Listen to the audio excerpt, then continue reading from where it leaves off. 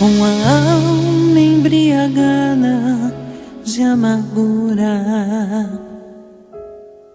Foi assim que eu entrei no templo, fiz a oração de um aflito, falei do meu desgosto e sofrimento. Sou sobrevivente de um mar de lágrimas e vim fazer um voto em teu altar. Deita nos meus braços a bênção que eu preciso. Eis aqui esse teu servo, fala comigo, meu Deus, meu Pai.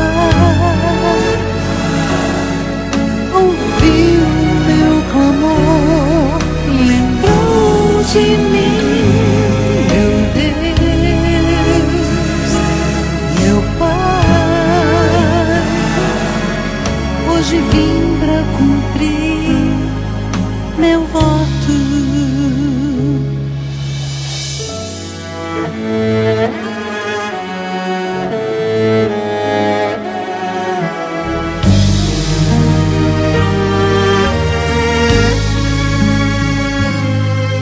Uma alma embriagada de amargura. Foi assim que eu entrei no templo, fiz a oração de um aflito, falei do meu desgosto e sofrimento. Sou sobrevivente de um mar de lágrimas e vim fazer um voto em teu altar. Deita nos meus braços a bênção que eu preciso. Eis aqui esse teu servo, fala comigo, meu Deus, meu Pai.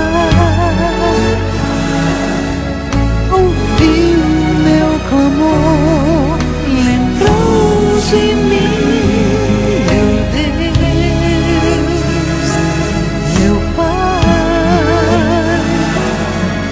Hoje vim pra cumprir meu voto, meu